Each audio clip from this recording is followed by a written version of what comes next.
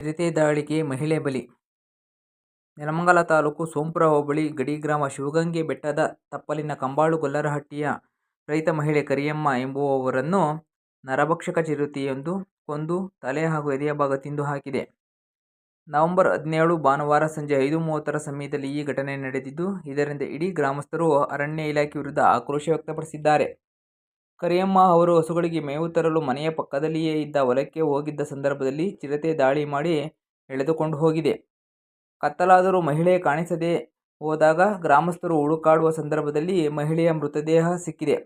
ಸ್ಥಳೀಯರು ಪೊಲೀಸರಿಗೆ ಹಾಗೂ ಅರಣ್ಯ ಇಲಾಖೆಗೆ ಮಾಹಿತಿ ನೀಡಿದ್ದಾರೆ.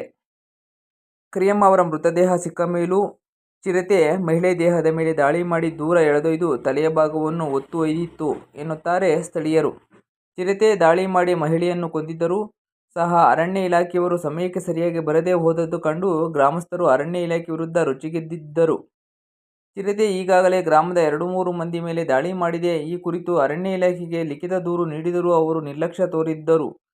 ಅವತ್ತು ಎಚ್ಚೆತ್ತುಕೊಂಡಿದ್ದರೆ ಈ ರೀತಿ ಅನಾಹುತ ಆಗುತ್ತಿರಲಿಲ್ಲ ಎಂಬುದು ಗ್ರಾಮಸ್ಥರ ಆರೋಪ. ಚಿರತೆಯು ಈಗಾಗಲೇ ಮನುಷ್ಯನ ರಕ್ತದ ರುಚಿ ನೋಡಿದ್ದು, ಮನುಷ್ಯರ ಮೇಲೆ ನಿರಂತರವಾಗಿ ದಾಳಿ ಮಾಡುತ್ತಿದ್ದರೂ ಅರಣ್ಯ ಇಲಾಖೆ ಅಧಿಕಾರಿಗಳಿಗೆ ತಿಳಿಸಿದರೂ ಯಾವುದೇ ಕ್ರಮ ಕೈಗೊಳ್ಳದೆ ನಿರ್ಲಕ್ಷ್ಯ ತೋರಿದ್ದಾರೆ ಎಂದು ಆಕ್ರೋಶ ವ್ಯಕ್ತಪಡಿಸಿದರು ಗ್ರಾಮಸ್ಥರು. ಅರಣ್ಯ ಇಲಾಖೆ ಬೇರೆ ಕಡೆ ಹಿಡಿದ ಚಿರತೆಯನ್ನು ಇಲ್ಲಿ ತಂದು ಬಿಟ್ಟಿರುವಂತಿದೆ. ಈಗಾಗಲೇ ಅದು ಮನುಷ್ಯನ ರಕ್ತದ ರುಚಿ ನೋಡಿದ್ದು ಇನ್ನೆಷ್ಟು ಜನರನ್ನು ಬಲಿ ಪಡೆಯುತ್ತದೋ ಅನ್ನುವುದು ಜನರ ಭಯ. ನವೆಂಬರ್ 19, 2023ರಂದು ಚಿರತೆ ಕಂಬಾಳುವಿನ ಕಲ್ಪವೇಂದ್ರ ಅವರ ಮನೆಯ ಮುಂದಿನ ಸಾಕು ನಾಯಿಯನ್ನು ಹೊತ್ತೊಯ್ದಿತ್ತು. ಇದು ಸಿಸಿಟಿವಿಯಲ್ಲಿ ದಾಖಲಾಗಿತ್ತು. ಡಿಸೆಂಬರ್ 1, 2023ರಂದು ಇದೇ ಕಂಬಾಳು ಗೊಲ್ಲರಹಟ್ಟಿಯಲ್ಲಿ ಮೃತ ಮಹಿಳೆ ಕರಿಯಮ್ಮ ಅವರ ಅತ್ತೆ ಅಮ್ಮಯ್ಯಮ್ಮ ಎಂಬುವವರ ಮೇಲೆ ಚಿರತೆ ದಾಳಿ ಮಾಡಿತ್ತು. ತೊರೆಹಳ್ಳದ ಪಕ್ಕದಲ್ಲಿ ಅಮ್ಮಯ್ಯಮ್ಮ ಅವರು ಹಸು ಮೇಕೆಗಳನ್ನು ಮೇಯಿಸುತ್ತಿದ್ದ ವೇಳೆ ಏಕಾಏಕಿ ಚಿರತೆ ದಾಳಿ ಮಾಡಿತ್ತು.